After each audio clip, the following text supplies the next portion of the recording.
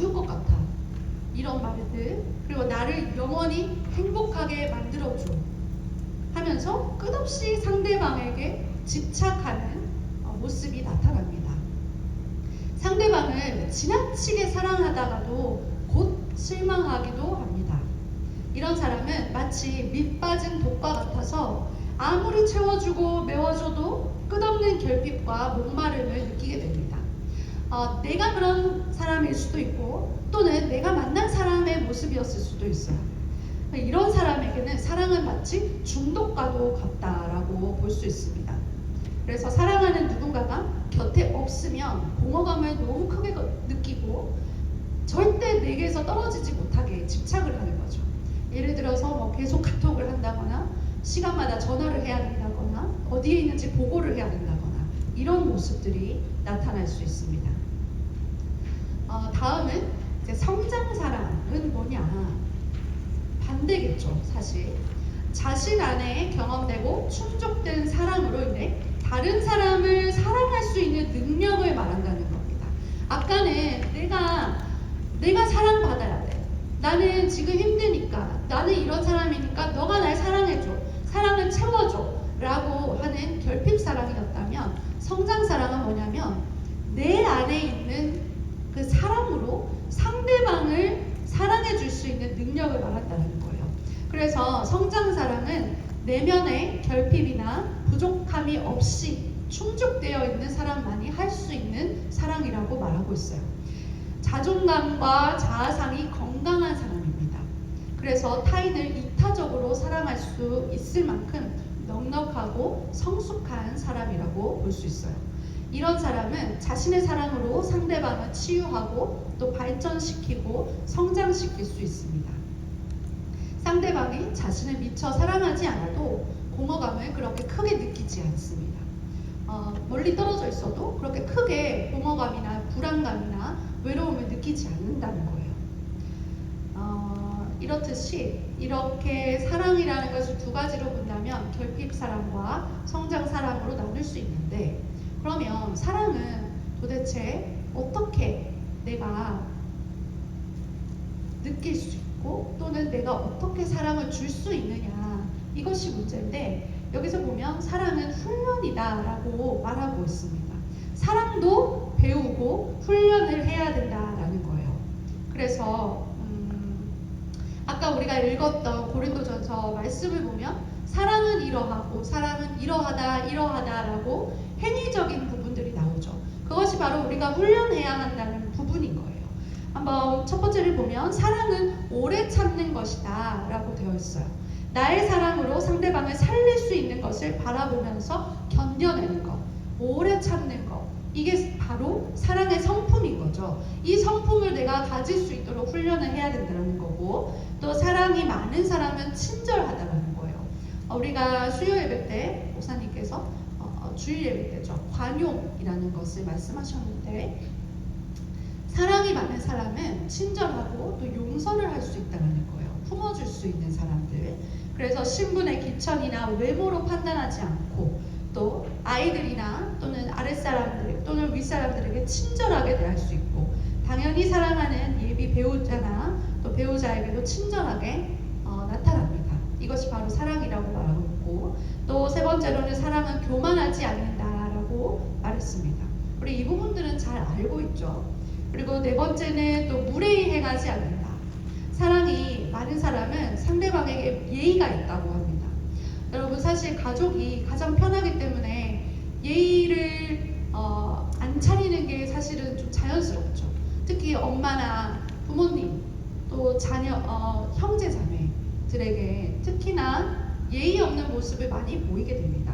그런데 우리가 정말 중요하게 생각해야 하는 부분이, 내가 가까운 가족일수록 또 배우자이든 또 내 연인이든 내 가까운 사람일수록 더 예의를 가지는 것, 예의를 차려서 행동하고 말하는 것, 그것이 바로 사랑이라고 말하고 있습니다.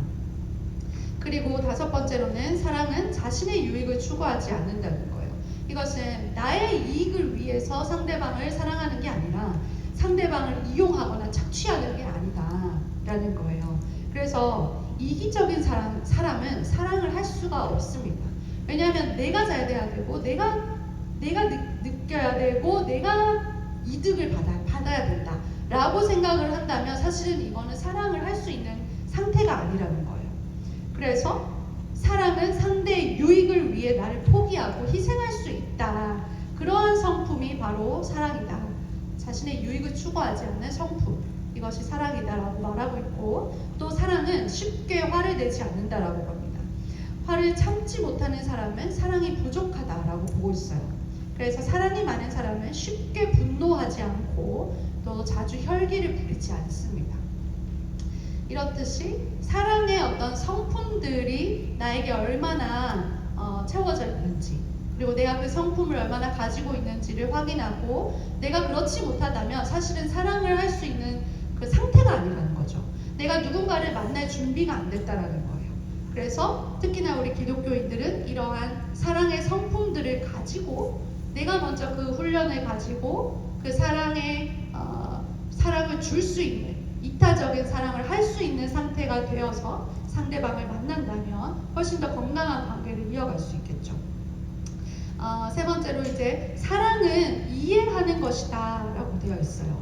무엇을 이해해야 하나 보니까 첫 번째로는 성장 배경을 이해해야 된다라고 해요.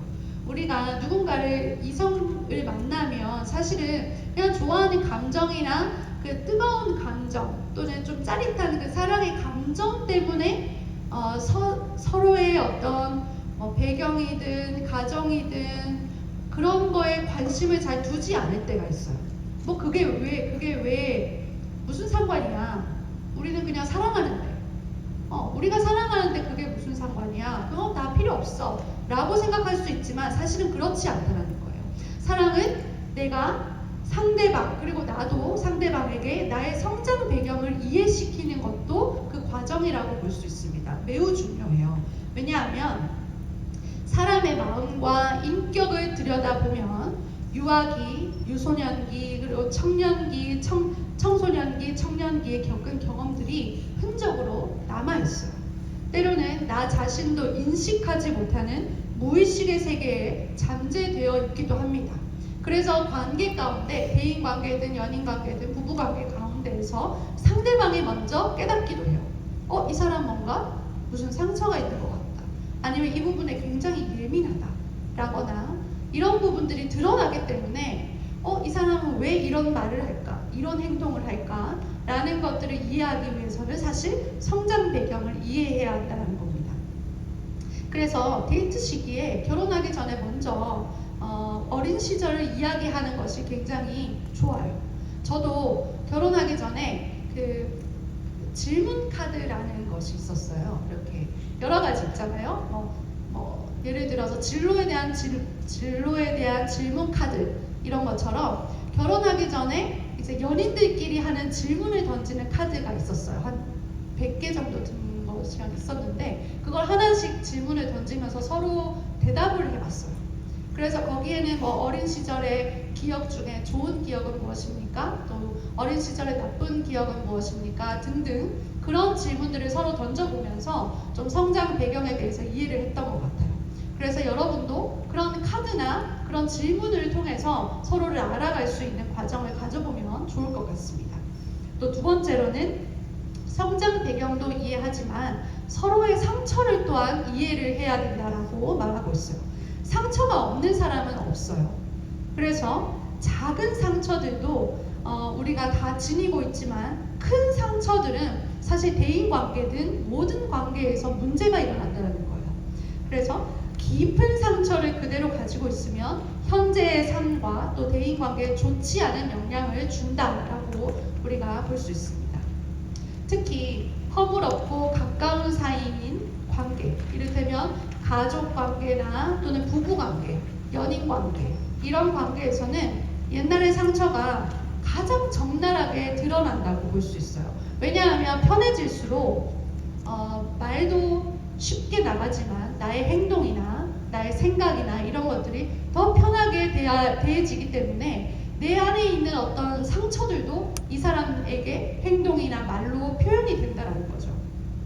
그래서 결혼해서 살다 보면 여러 가지 사건과 같은 충돌이 있기 마련인데, 그런 상처를 가진 사람은 과거에 경험한 사건과 유사한 상황이 나타나면 자기도 모르게 크게 예민하게 반응하는 그런 모습을 보일 수 있습니다. 그래서 상처가 많은 사람은 유달리 예민하고 또 자기 방어가 심하고 속마음을 열지 못하고 또 화를 내거나 또 비판적이거나 또 부정적인 태도를 가지기가 쉽습니다. 그러한 태도는 결혼 생활이든 연인 생활이든 또는 대인 관계에서 장애가 될 수 있어요. 그래서 결혼을 앞두고 또는 지금 현재 모든 관계 속에서도 자신과 상대방의 마음을 들여다보면서 서로의 상처를 이해하고 또 치유하려는 노력이 필요하다고 말하고 있습니다. 여러분, 여기까지 혹시 이해가 다 되시나요? 혹시 질문 있으신가요? 네, 질문 없으시고 지금까지 이렇게 쭉 읽어오면서 나 자신에 대해서 나보다 타인을 자꾸 두고 저 사람은 그랬지, 그때 그 사람은 그랬어 라기보다는 나 자신을 두고 좀 이해를 했으면 좋겠어요. 왜냐하면 모든 부분에서 나를 잘 알아야 돼요. 자기 이해가 되어야 남을 이해할 수 있거든요. 그런데 나를 잘 알지 못하면, 예를 들어 알아차림이라고 하는데 그 상담 용어 중에 알아차림이라고 있어요. 자기 알아차림. 그래서 먼저는 내 육신에 지금 먼저 느껴보면 내가 어디에 힘이 들어가 있는지, 어깨에 힘이 들어가 있는지, 어디가 불편한지, 이런 것들도 자기 알아차림이라 하고, 그리고 내 지금 감정이 어떤지, 이런 상황에서 나는 어떤 감정을 느끼는지, 이것도 자기 알아차림이고, 그리고 나는 어떤 생각을 자주 하는지. 잠을 많이 못 자는 사람들은, 잠이 잘 안 오는 사람들은 생각이 굉장히 많을 수 있어요. 특히 걱정, 불안, 이런 생각들. 그러면 내가 무슨 생각을 하고 있는지를 계속 깨달아 봐야 돼요. 그게 자기 알아차림이라 하고 말하는데, 이렇듯 자기를 잘 알아야 상대방과 대인관계 등 관계를 할 때 관계를 건강하게 해나갈 수 있다고 봅니다. 그래서 우리가 내면적인 부분이든 외적인 부분이든 자기 자신을 잘 이해해 나가는 시기가 되었으면 좋겠어요. 우리 마지막으로 네 번째 4장인 내적 상처와 감정 치료에 대해서 한번 보겠습니다. 내 안에 숨어있는 또 다른 내가 존재한다고 말해요. 그리고 어떤 책을 보면 이렇게 돼 있어요. 결혼은 4명이 결혼하는 거다라고 말해요.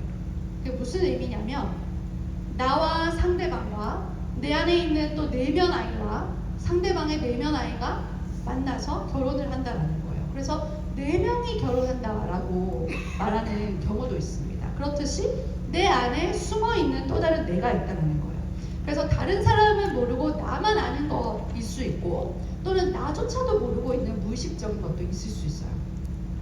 그래서 그 속에는 수치스러운 것, 또 남에게 말하고 싶지 않은 상처가 존재할 수 있습니다. 이렇듯이 내적 상처를 우리가 한번 다뤄볼 텐데요. 먼저 내적 상처라고 한다면 사실 감정을 먼저 알아야겠죠. 왜냐하면 내적인 상처를 받는다라는 건 감정적으로 상처를 받는다라는 거거든요. 그래서 먼저 감정이 뭐냐? 그러면 한번 보겠습니다. 감정은 자신에게 일어난 사건, 환경의 변화에 대한 내적 반응을 말한다. 내적인 반응을 말한다는 거예요. 그래서 내면에서 일어난 반응은 신체의 요소에 강력한 자극을 주어서 물리적 변화를 일으키기도 한다라고 해요. 예를 들어서 부끄러움을 당했을 때 얼굴이 빨개진다거나 스트레스를 받았을 때 위장 장애를 일으키는 것처럼 감정적으로 뭔가 내가 영향을 받으면 육체적으로도 반응이 나타날 수 있다라고 봐요. 그래서 감정은 일련의 사건으로 충격을 받아서 요동되면 기억으로도 남게 됩니다. 이 의미는 내 뇌에도 해마에 굉장히 강력하게 남는다는 거예요. 그래서 감정적으로 상처를 받으면 몸에도 반응이 나타나고 기억 속, 해마 속에서도 굉장히 강하게 남아서 그것이 바로 우리가 잘 아는 트라우마처럼 나중에 비슷한 상황이나 또는 비슷한 환경 속에서 굉장히 예민하게 반응이 나타난다라고 볼 수 있는 겁니다. 네, 계속 한번 볼게요. 네. 그러면 감정을 한번 우리가 볼 텐데, 특히나 우리가 이제 좋은 감정들은, 긍정적인 감정들은 느끼면 좋나요? 싫은가요? 좋죠. 좋은 감정은 많이 느낄수록 좋아요. 그런데 우리가 어쨌든 문제가 되는 것은 상처로 인한 감정인 거예요. 뭔가 내가 어떤 환경 또는 상황 속에서 받은 상처로 인한 부정적인 감정이 나에게 굉장히 좋지 않은 영향을 끼친다는 건데, 그 중에 몇 가지를 우리가 한번 보려고 합니다. 첫 번째는 상처로 인한 감정 중에 하나는 거절감입니다. 거절감, 사랑을 받지 못한 목마름을 느낀다는 거예요. 그래서 정말 많은 사람들이 사실은 우리 사회에 거절감을 많이 안고 살아갑니다. 그래서 그 사람은 늘 마음이 괴롭죠. 왜냐하면 뭔가를 표현하고 싶고 또는 뭔가를 제안하고 싶지만 거절할까봐 말을 제대로 못한다거나 표현을 못하는 경우가 많습니다. 한번 스스로도 한번 체크를 해보시면 좋을 것 같아요. 나는 거절감을 좀 두려워하는가, 거절감을 많이 느끼는가, 또는 내가 누군가에게 어떤 말을 했을 때 이 사람이 그건 싫어 또는 그건 아니야 라고 했을 때 굉장한 상처를 받는지 한번 체크해 보시면 좋을 것 같아요. 또 두 번째는 열등감입니다. 열등감은 잘 아시죠? 낮은 자존감으로 인해서 남과 계속 비교를 하게 되는 거예요. 그런데 이 열등감도 사실은 어디서부터 시작되냐면, 나에게 있어서 어렸을 때부터 굉장히 중요했던 주요 인물로부터 어떤 이야기들을 많이 들었느냐가 많이 영향을 끼칩니다. 예를 들면 부모님이 너는 이건 부족해, 예를 들어서 너는 얼굴이 못생겼어, 그래서 공부를 잘해야 돼, 이런 식의 어떤 말인다거나, 너는 키가 작아서 항상 높은 걸 신어야 돼 라거나, 외적인 부분에 특히 더 열등감을 많이 느끼죠. 그래서 또 우리나라 같은 세계적으로도 똑같지만 경쟁 사회에서 공부를 못하면 나는 공부를 못해서 실패자야, 나는 공부를 못하기 때문에 어떤 것도 할 수 없어 라는 식의 열등감을 굉장히 강하게 느낀다는 겁니다. 그래서 낮은 자존감을 가지게 되고 부정적인 자아상을 가질 수밖에 없게 되죠. 이렇듯 나는 어떤가, 나는 좀 열등감이 심한가, 아니면 그냥 나는 나 있는 그대로 내 모습 그대로를 인정하고 내 부족한 건 내가 잘 알아서 해결해 나갈 수 있다 라는 이런 자신감이 있는지 한번 체크해 보면 좋을 것 같고, 세 번째는 상처로 인한 감정 중에 화를 주체하지 못하는 분노감이 있습니다. 분노는 권위로부터 부적절한 대우를 반복적으로 받았을 때 발생합니다. 저는 이 분노감이 굉장히 높았던 사람이에요. 왜냐하면 저희 아버지가 굉장히 권위적인 사람이었기 때문에, 그리고 경상도에 굉장히 무뚝뚝하고 표현이 없고 자녀들에게 굉장히 엄하고 무서웠던 그런 아버지였기 때문에, 저는 맞이로서 특히 더 아버지에 대한 그 권위에 대한 분노감이 심했습니다. 그런데 이 아버지에 대한 분노감이 커지니까 사회에서 어떤 영향을 끼치냐면, 사회에서 직장에서 일을 하거나 할 때 권위자에게 굉장히 반항감이 들고, 그리고 권위자가 뭔가 나한테 얘기했을 때 똑바로 듣지 못하는 거죠. 좀 삐뚤게 받아들이고, 저 사람이 날 싫어해서 그래 라는 식의 어떤 영향을 준다는 겁니다. 이렇게 상처로 인한 감정인 분노감, 권위로부터 부적절한 대우를 받았을 때 느끼게 되고 발생하고 있습니다. 그리고 네 번째는 왜곡된 사랑에 빠지기 쉬운 애정결핍입니다. 애정결핍을 안고 살아가는 사람들이 참 많죠. 흔히 애정결핍은 어려서 부모한테 사랑을 받지 못하거나 또는 고아, 결손가정, 자녀에게 많이 나타나는 증상입니다. 하지만 이런 환경이 아닐지라도 정도의 차이는 있듯이 애정결핍이라는 것은 나는 사랑을 많이 받지 못했어, 나는 사랑에 좀 갈급해 라고 느끼는 것 자체가 사실은 애정결핍이라는 거예요. 저도 제가 맞이고 동생이 둘이나 있다 보니까 어렸을 때 애정결핍을 느꼈어요. 왜냐하면 내가 사랑을 독차지하고 싶은데 동생들에게 이제 사랑이 나눠지니까, 그리고 관심도 나눠지다 보니까 뭔가 첫째로서 나는 이제 사랑받지 못하는 존재인 것 같고 인정받지 못하는 것 같은 느낌을 받은 거죠. 그런데 그거를 잘 해결을 했다면 상관이 없는데 잘하면서 더 스스로가 느끼는 거예요. 난 사랑받지 못했어. 이런 식으로 나는 피해자의 이제 모습으로 스스로를 묶어서 나아가는 경우에 애정결핍이 좀 더 심해지는 경우를 볼 수 있습니다. 여러분께서도 어떠하신지 한번 체크해 보시면 좋을 것 같아요. 그 다음에 5번째는 두려움입니다. 두려움에는 실패에 대한 두려움, 또 불행에 대한 두려움, 거부에 대한 두려움, 또 영적인 두려움, 이런 두려움 등이 있어요. 그리고 6번째는 죄책감, 자신에게 계속 자신을 비난하고 또 채찍질하는 이런 감정들이 있습니다. 또 마지막으로는 완벽주의가 있어요. 완벽주의는 좀 좋은 거 아닌가 라고 생각도 할 수 있지만 지나친 완벽주의라는 거죠. 왜냐하면 상처받은 감정 중 완벽주의는 인정을 받지 못했기 때문에 내가 인정받기 위해서 완벽하게 해야 돼.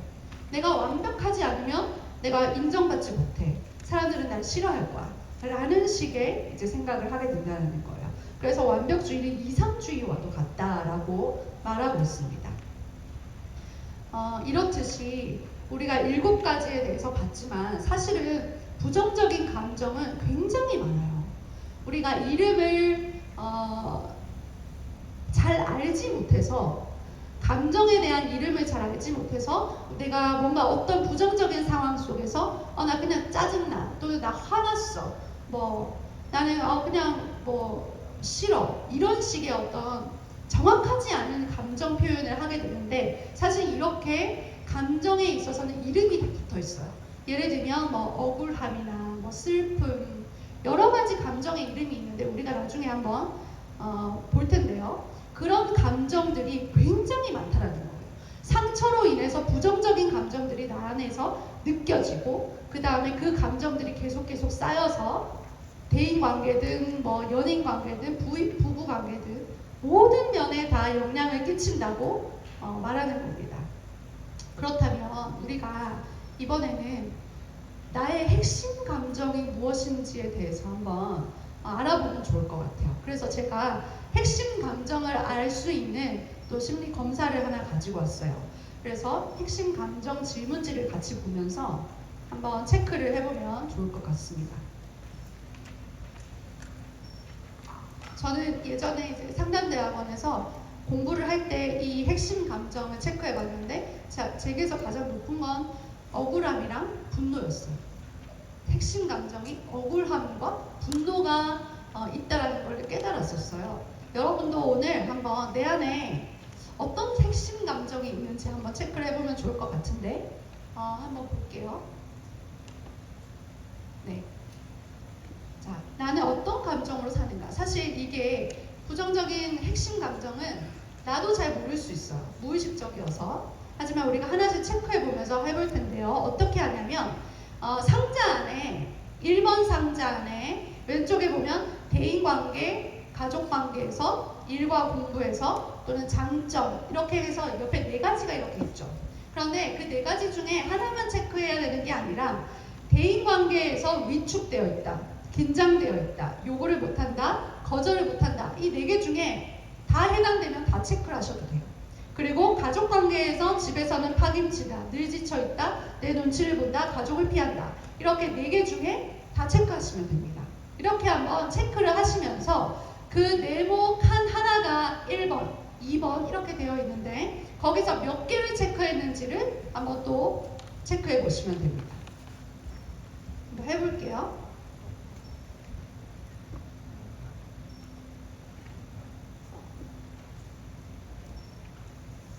여러분은 개수만 세시면 될 것 같아요. 체크해서 1번에 몇 개, 2번에 몇 개 이렇게.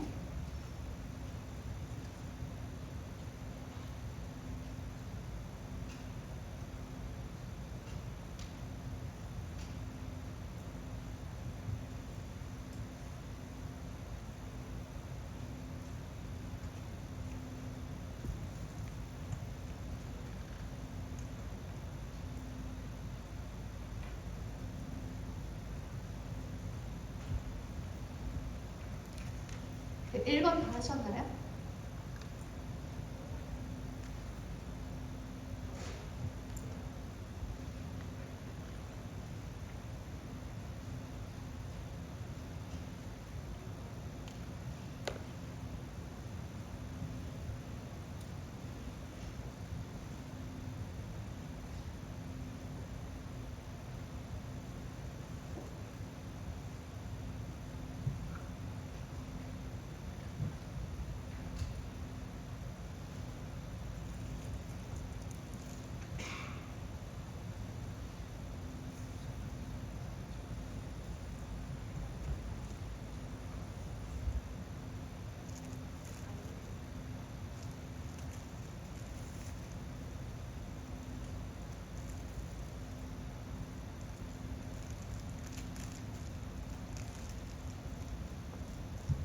너무 많이 생각하시면 안 되고 이번 것도 그냥 해내면 된다 이렇게 생각하시면 체크하시면 빠를 것 같아요.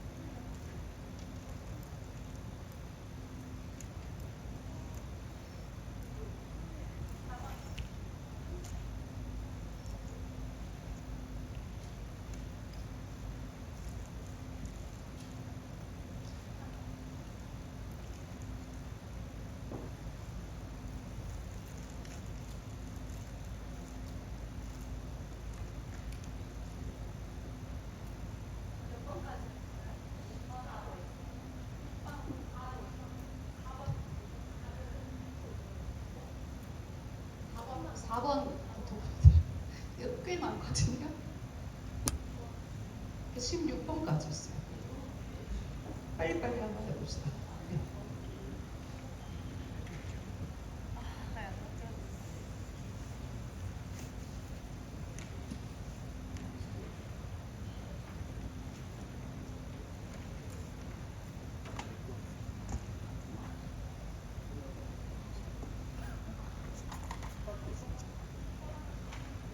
사 번이요?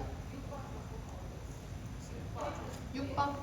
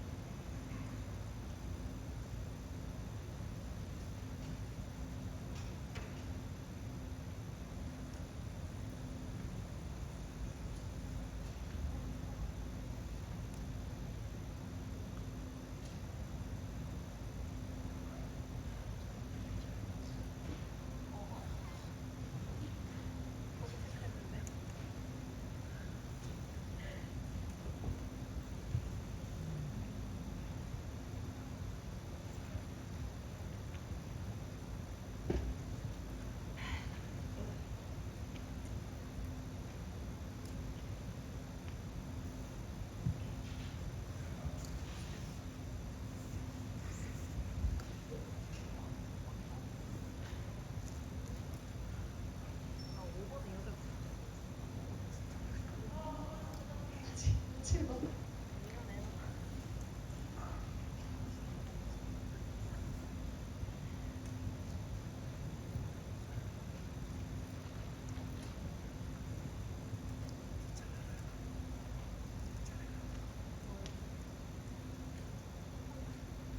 팔 번 갈까요? 8, 9번? 네, 8, 9번으로 갈게요.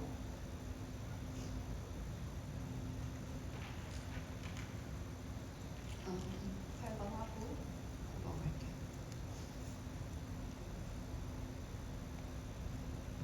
칠 번 마지막 줄. 장점에 자존심이 있다, 감수성이 예민하다, 감정을 잘 알아차린다, 잘났다.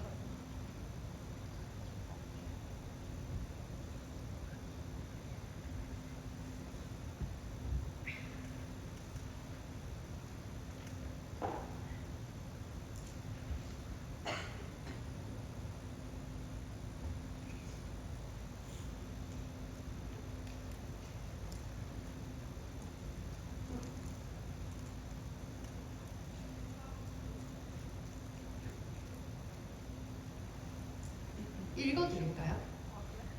아니면 스스로 하시는 게 나을까요? 네, 8번 끝났죠? 9번 갈까요? 읽어드릴까요?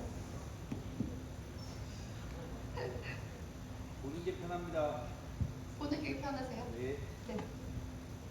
그럼 9번, 10번으로 갈게요. 다 갑니다.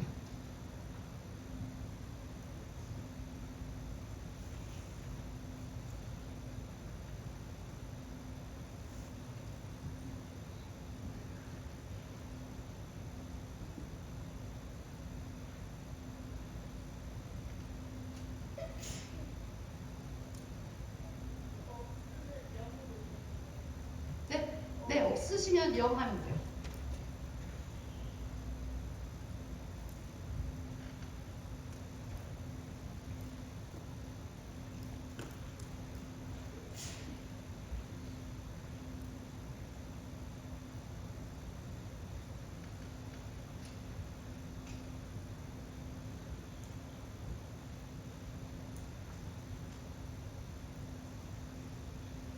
구 번 끝났나요? 그럼 10번, 11번으로 갈게요.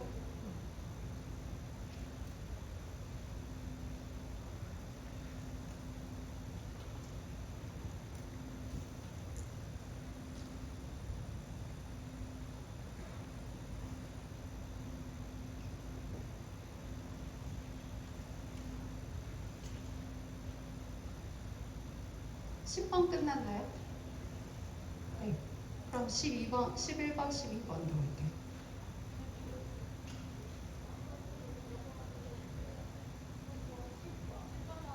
10번 더 했어요.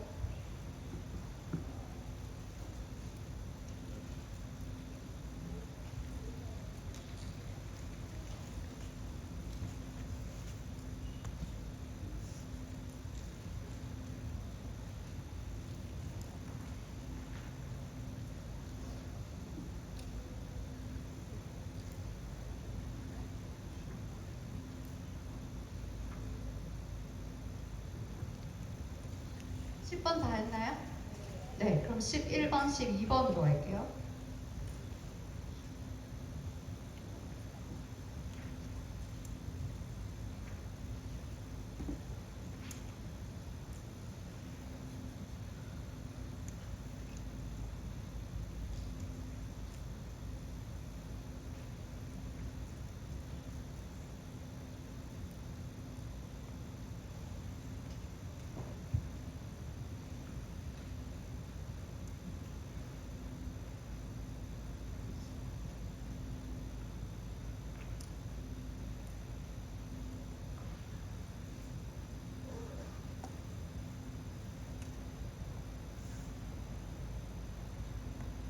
(11번) 다 했나요? 네, 그럼 12번 하고 그다음 밑으로 내려갈게요.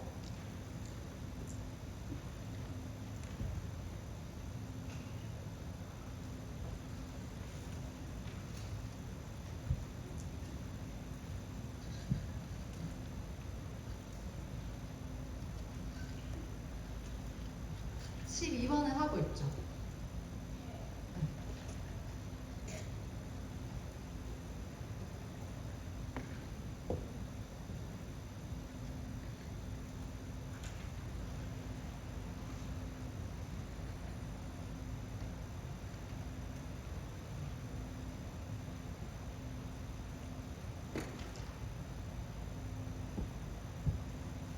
12번 다 했나요?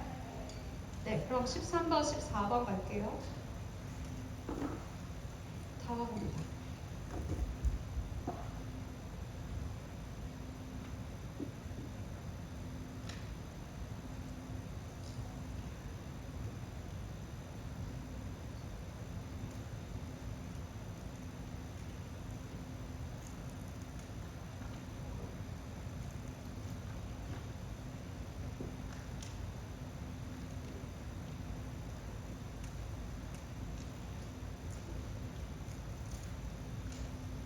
(13번) 다 했나요? 네?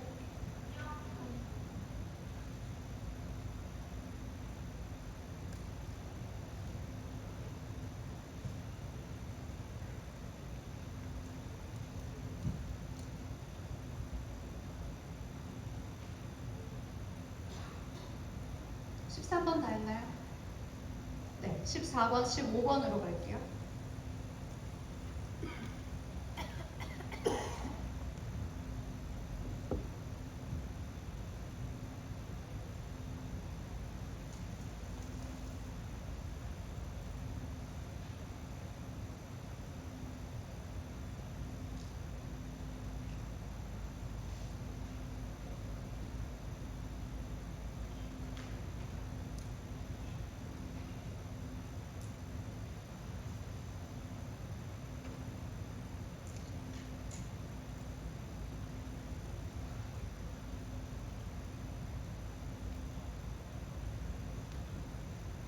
14번 다 했나요?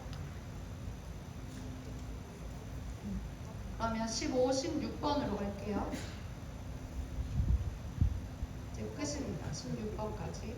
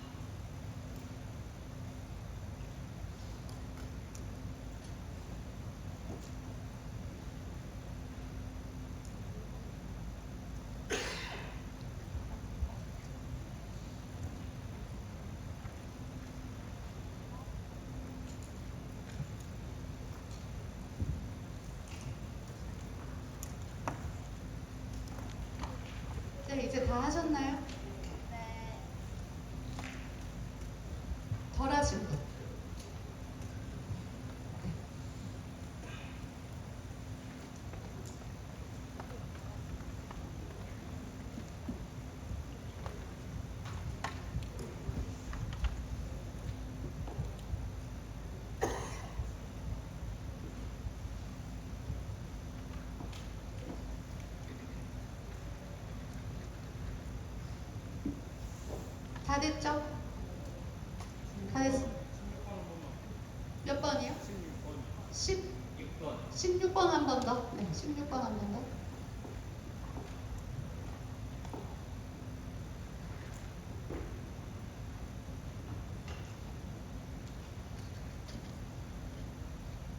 됐나요? 네, 한번 그러면 밑으로 한번 가볼게요. 핵심 감정. 특히 우리가 아까 7가지 정도 이름을 봤는데 부정적인 감정에는 또 이러한 이름들이 있어요. 이것보다 훨씬 많긴 해요. 사실 저에게 이제 감정 카드라는 것이 있는데 몇백 장이 돼요. 긍정적인 감정과 부정적인 감정의 이름이 그렇게 많다는 거예요. 그런데 특히나 우리가 핵심 감정으로 이제 보면 아까 칸에 1번, 2번, 3번에서 16번까지 나왔죠. 거기에 숫자를 쓰셨을 거예요. 그러면 지금 1번은 부담감을 느끼는 거예요. 1번에 몇 점인지 한번 보고, 근데 여기서 가장 높은 점수와 그 다음 점수 두 번째까지만 나의 핵심 감정이라고 봐요. 그래서 한번 1번부터 16번까지를 보고 내게 가장 높은 점수가 뭔지, 그 다음 점수 높은 게 뭔지 감정을 한번 써보셨으면 좋겠습니다.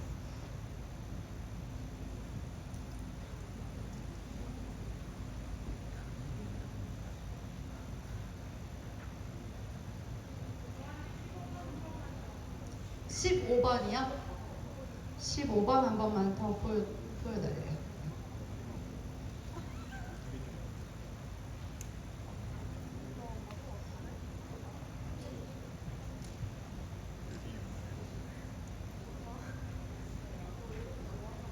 됐나요?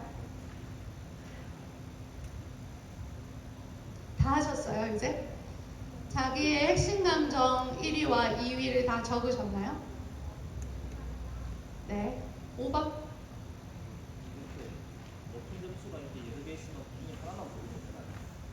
아, 예. 높은 점수인데 똑같은 점수가 있으시면 두 개 다. 두 개 다. 네. 여러 개는 네. 같은 점수가 한 3개. 여러 개예요? 네. 그러면 그 점수가 얼마나 돼요? 점수. 6.5점 뭐 6.5점으로 꽤 높은 거거든요. 그러면은 동일한 점수의 감정을 적어 놓으시면 좋을 것 같아요. 네. 다 적어 보셨어요? 네. 5번. 5번. 5번 한 번만 보여달래요.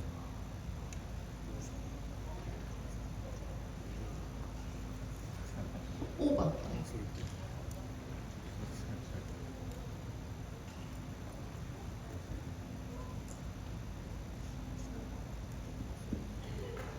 됐죠? 다 하셨나요? 덜 하신 분? 8번? 네, 8번 한 번 더 보여달래요.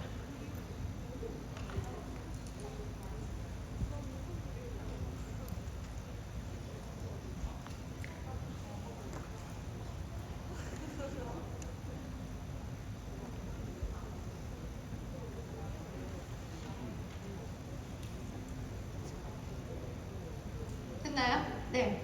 그러면 다 적으셨죠? 내 핵심 감정, 가장 점수가 높은 것, 그 다음 점수가 높은 것. 혹시 동일한 점수가 있다면 그것까지 감정을 적어 놓으시면 되세요. 그래서 내 핵심 감정이 지금 이렇다. 근데 이게 정도의 차이는 그 숫자, 점수가 얼마나 높은가인데 지금 보면 한 칸에 하나, 둘, 셋, 넷, 하나, 둘, 셋, 넷, 16개잖아요. 그죠? 1, 2, 3, 4, 16점 중에 점수가 그래도 굉장히 높은 사람이 있을 수 있고 아니면 점수가 좀 작은 사람도 있을 수 있어요. 그렇듯이 이제 정도의 차이는 있어요.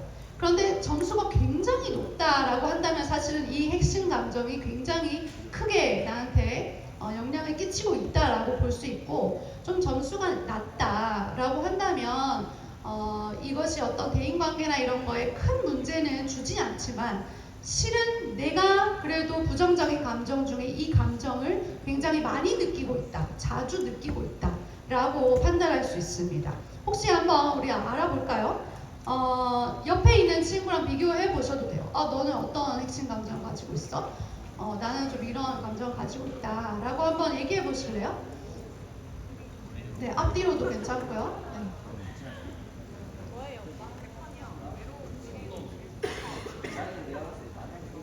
비슷하세요? 아니면 다 다르세요? 알아보니까 옆 사람이나 뒷 사람이랑 봤더니 나랑 똑같아요? 아니면 좀 많이 달라요? 어떤 거 같으세요?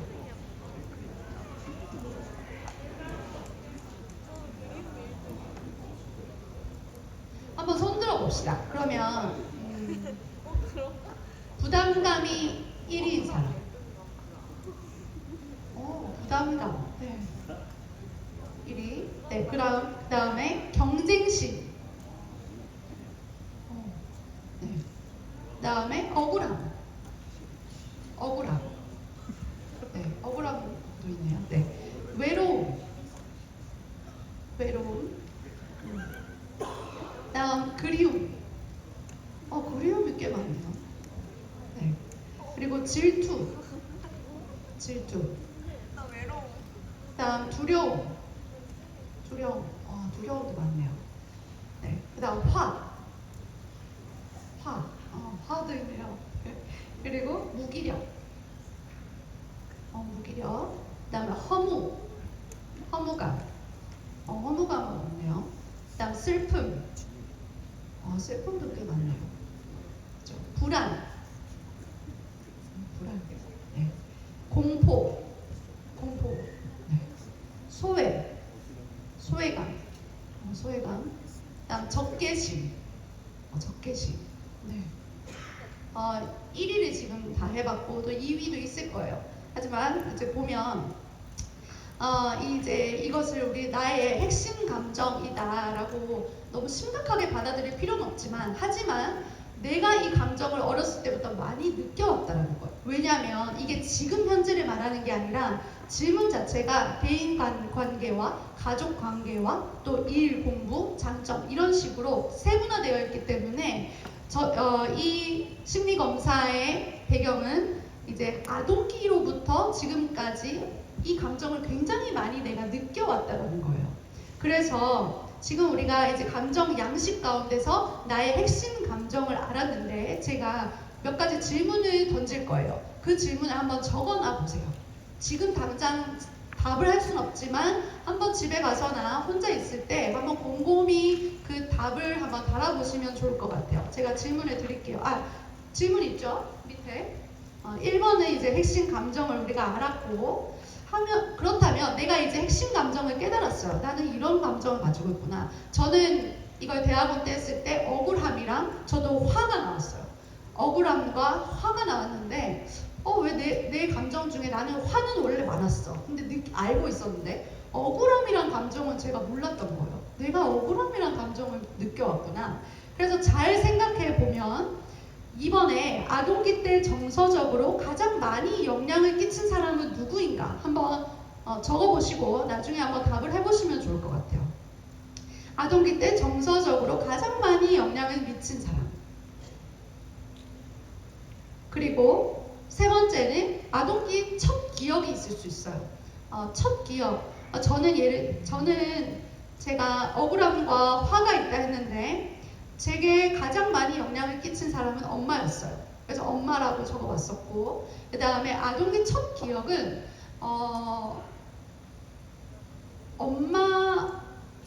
엄마한테 혼나는 기억도 있었고 아니 혼자 그게 골목 구석에 앉아있던 기억도 있고 또는 뭐 엄마 아빠가 싸우는 기억도 있고 이런 것들이 있었고 그때 아이의 심정은 어떠했냐 했을 때 그때는 좀 우울하기도 했었고 또는 화가 나기도 했었고 이런 감정들을 있었다라고도 적어봤었어요. 그런데 그보다도 예전에 내 감정이나 심정에 집중하기보다도 지금 내 삶에 어떤 영향을 주고 있는지가 더 중요하다는 거예요. 내가 지금 핵심 감정을 깨달았어요. 나 억울함을 느끼고 있네? 내가 화를 가지고 있네? 라고 했을 때 나는 그러면 이 감정들이 들로 인해서 내가 대인관계에서는 어떤 영향을 끼치고 있고 또 가족관계에서는 어떤 영향을 끼치고 있고 직장에서 그래서 그 감정의 장점은 뭐고 단점은 뭐지? 라고 한번 세분화해서 분석을 해봤어요. 그랬더니 내가 대인관계든 어떤 직장에서든 자꾸만 부딪히는 어떤 사람 또는 어떤 상황, 반복되는 문제들의 이 핵심 감정들이 나한테 영향을 주고 있다는 걸 깨달았어요. 그래서 그런 과정들을 여러분도 한번 해보시면 좋을 것 같아요. 그래서 저는 예를 들어서 대인관계에서 억울함이나 화가 있었는데, 저는 특히나 이 억울함이 이제 잘 생각해보니까 어렸을 때 부모님이 이제 너는 동생들이 있으니까 너는 맞이고, 부모가 없을 땐 너는 부모야. 부모 역할을 해야 돼. 너는 엄마가 없을 땐 너가 엄마가 돼야 돼. 라고 했다 보니까 그 부담감이 너무 컸고, 또 어른아이가 되어야 했어서 그 억울함이 엄청 컸던 것 같아요. 그리고 동생들 때문에 뭔가 포기해야 했던 것들, 내가 하고 싶은 걸 못하는 이런 게 많았다 보니까 억울함이 굉장히 많이 쌓여 있었고, 뭔가 내가 피해자인 것 같고, 이런 것 때문에 억울함과 화를, 분노를 느꼈던 거죠. 그런데 이게 대인관계나 직장관계, 직장 상사와의 관계 속에서 뭔가 피해자인 거예요. 저는 저 사람이 나를 공격하는 것 같고 뭔가 나를 싫어하는 것 같은 느낌을 자꾸 받는 거죠. 근데 그거는 그 사람 때문이 아니라 나의 이런 핵심 감정 때문이었던 거예요. 억울함, 저 사람 날 싫어해, 날 미워해서 저런 말을 하는 거야, 눈빛이 이상해, 이런 식으로 오해를 하고, 이런 핵심 감정으로 인해서 스스로는 또 분노를 가지고, 그래서 더더욱 권위자에 대한 분노가 높아지고, 이런 어떤 악순환이 있었던 것 같아요. 그렇듯이 여러분도 자신의 핵심 감정이 지금 현재 대인관계나 또는 뭐 연인관계나 또는 앞으로 부부관계 속에서 어떤 영향을 끼치게 될지, 그리고 어떤 영향을 끼치고 있는지를 잘 분석하셔서 어떻게 해결해야 하나, 그것을 우리가 앞으로 이제 해나가야 하는데, 시간이 넘었는데 간단하게 저는 우리가 이제 마지막을 보면 이제 그러면 이 감정 치료를 어떻게 할 수 있느냐라고 했을 때 여러 가지 방법은 있어요. 사실 뭐 세상적으로는 상담을 받는다거나 여러 가지 치료의 방법도 있지만, 우리가 먼저 기독교인으로서 우리가 먼저 스스로가 해볼 수 있는 것들, 그리고 꼭 해내야만 하는 것들이 있어요. 여기서 보니까 첫 번째로는 PPT를 한번 열어주세요. 내용에도 나와 있듯이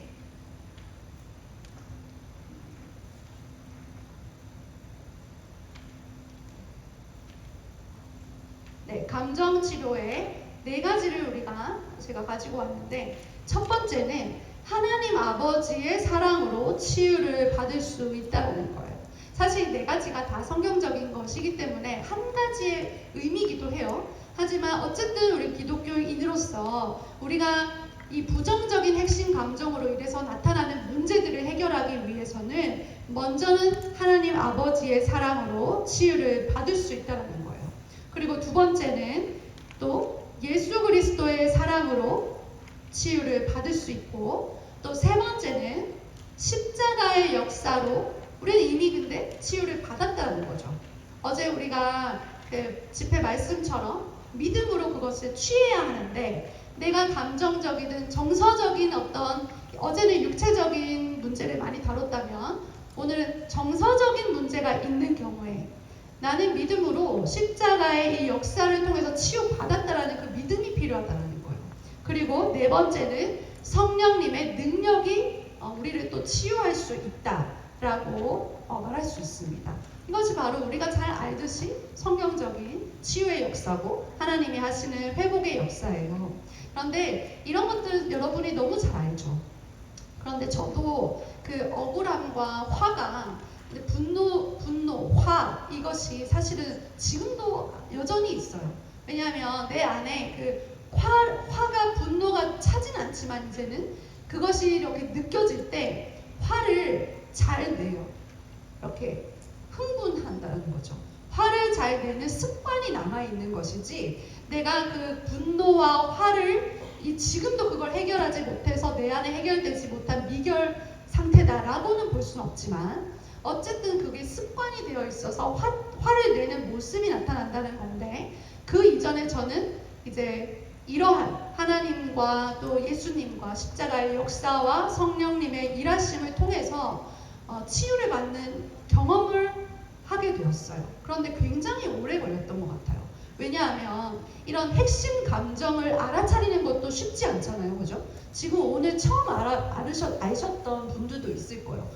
내가 이런 감정을 가지고 있었나? 내가 이런 핵심 감정이 있나? 라고 생각을 할 수 있는데, 그렇듯이 나 자신을 이해하는 것이 그렇게 쉽지 않아요. 근데 저도 굉장히 남을 의식하고 어렸을 때는 남한테 잘 보이려 했고 남한테 사랑받으려고 굉장히 낮은 자존감과 또 자아상으로 살아왔던 사람이었기 때문에 나 자신보다는 타인에게 너무 집중을 했던 거죠. 저 사람이 나를 어떻게 볼까? 저 사람이 나를 어떻게 생각할까? 저 사람은 나를 좋아할까? 싫어할까? 저 사람은 뭘 좋아할까? 이런 질문들을 굉장히 많이 생각하면서 나 자신에 대해서는 너무 몰랐던 거예요. 나는 어떤 사람인가? 나는 뭘 좋아하는가? 나는 뭘 싫어하는가? 또는 내 핵심 감정은 뭔가? 나는 어떤 감정인가? 나는 어떤 생각을 가지고 있는가? 이런 것들에 대해서 너무 몰랐다 보니까 20대가 지나고 거의 30대 초반 때까지 계속 그 작업을 해왔어요. 나는 어떤 사람이지? 남한테 관심을 두지 않고 계속 저한테 관심을 주면서 나는 핵심 감정이 이렇다는데 왜 이런 핵심 감정이 나왔지? 나는 왜 이런 부정적인 감정 때문에 대인관계가 어렵지? 나는 왜 이 문제가 계속 반복이 되지? 그 문제가 저 사람 때문이라고 생각했었는데 그게 알고 봤더니 내 안에 문제가 있었던 거예요. 그래서 계속 반복이 되는 거고, 그 반복된 문제를 이제 끊어내기 위해서 그럼 나는 어떻게 해야 되는가 라는 방향으로 계속 갔던 것 같아요. 그래서 20대든 30대든 사실은 시작은 늦지 않았어요. 하지만 분명하게 필요한 것은, 오늘 결혼 강의지만 이 말씀을 왜 드리냐면, 누군가를 만나서 결혼을 하기 전에 이 작업이 필요하다는 거예요. 나 자신을 제대로 알지 못하면 사실은 결혼 생활이 어려울 수밖에 없어요. 그런데 저나 전도사님이나 또 많은 사람들이 그렇겠지만 사실은 결혼하기 전에 자기 자신에 대해서 굉장히 많이 알았어요. 저도 실은 상담을 통해서 나 자신을 굉장히 많이 알았었고, 전도사님도 스스로에 대한 통찰이 되게 좋았어요. 그래서 우리가 만났을 때 대화가 잘 이루어졌고, 그 대화를 통해서 내 안에 있는 것들을 풀어낼 수 있고 또 상대방 것들을 들어줄 수 있는 여유가 있다 보니까 서로가 이제 우리가 결혼을 해도 큰 문제가 없겠다, 큰 갈등이 없는 상태겠다라고 확신을 했기 때문에 결혼을 쉽게 생각했던 것 같아요, 결정을. 그렇듯이 여러분께서도 뭔가 대인관계든 가족관계든 연인관계든 부부관계든 출발은 나 자신을 먼저 이해해야 된다는 거예요. 그래서 저도 그 과정을, 심리 상담적인 과정을 가지면서 여러분들이 할 수 있는 건 여러 가지가 있어요. 뭐 MBTI든 MMPI든 기질 검사든 이런 여러 가지 이제 자료들이 인터넷을 통해서 나오기 때문에 나를 자꾸 알아보는 거예요. 나는 어떤 사람일까? 나는 어떤 감정일까? 나는 어떤 생각을 가지고 있는 사람일까? 등등등 그런 객관적인 자료들을 통해서 자신을 알아가고, 그 다음에 거기서 나타난 것들 중에 사실 좋은 것들은 좋은 것대로 좋을 수 있지만 사실 문제들이 자꾸 드러나요. 나는 이게 문제구나. 또는 나는 이게 굉장히 약한 사람이구나. 라는 게 드러났을 때 이게 그 원인으로 들어가게 되면 사실은 부모에 대한 부모의 원인이 굉장히 높을 수 있다는 거죠. 그랬을 때 이게 부모가 깨닫고 자녀에게 먼저 다가와서, 또는 어렸을 때 친구나 또는 중요했던 어떤 인물들이 있죠. 선생님이나 권위자들이 나에게 상처 준 사람이 먼저 다가와서 내가 그때 그랬는데 미안해 라고 하면 사실은 해결돼요. 그런데 우리가 그 사람을 찾아가서 나한테 사과해 라고 할 수는 없잖아요. 그죠? 그리고 부모한테 가서 엄마 나 이것 때문에 엄마한테 상처받았었어 말은 할 수 있어요. 하지만 부모님이 또 준비가 되지 않은 상태면 너는 왜 다 지난 거 가지고 그렇게 얘기를 하냐 라고 또 싸움이 될 수 있다는 거예요. 그래서 우리가 필요한 게 뭐냐면, 먼저 내가 그 문제들을, 나의 문제들을 발견했다면 하나님 앞에 가서 기도를 해야 하는 시간이 필요하다는 거예요. 근데 저도 저만의 문제가 아니라 관계 속에서 받은 상처들이 있었기 때문에 그 사람에게 저도 사과를 받고 싶었어요. 다른 누군가에게. 하지만 그 사람이 준비가 되지 않았다는 걸 깨달았을 때 저는 그때도 큰 상처를 받았었어요. 왜냐하면 저도 그 사람에게 가서 나는 이러한 상처를 받았다라고 했지만 그 사람은 미안하다라는 말을 할 수 있는 상태가 아니었던 거예요. 그래서 너무 섣불리 그렇게 했었고 나는 또 한 번 상처를 받고 하나님께 나아갔어요. 그랬더니 하나님께서 정말 많이 기도를 하고 이걸 해결받기 위해서, 왜냐하면 내가 거기에 묶여 있으면 내 앞으로의 대인 관계에 계속적으로 문제가 되니까 하나님 이걸 해결해 달라고. 그러면서 어떤 과정이 있었냐면 기도를 하다 보니까 아까 우리가 강의에서 봤듯이 나는 피해자였어요. 그런데 용서를 할 수 있게 해주셨어요. 하나님께서 그 사람을 용서함으로써 내가 그 피해자에서 벗어날 수 있었고, 자기 연민에서 벗어나서 나는 그 상처에 매여 있는 것이 아니라 하나님의 자녀다, 나는 하나님이 사랑하시는 자녀다라는 것을 깨달으면서 하나님이 이런 음성을 주셨어요.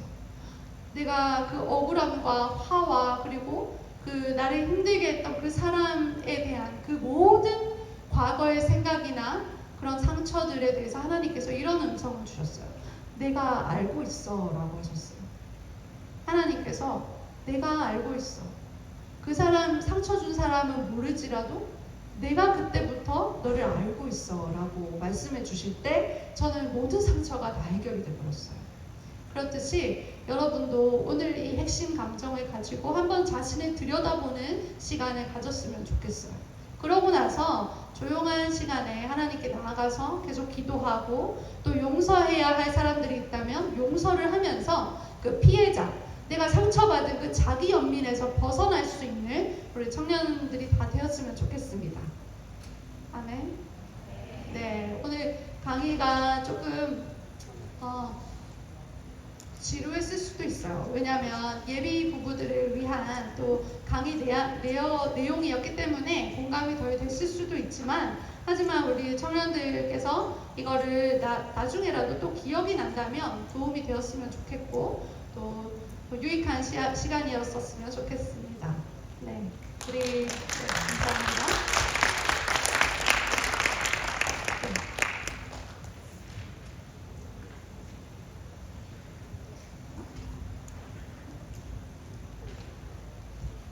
우리 다시 한번 강의를 맡아주신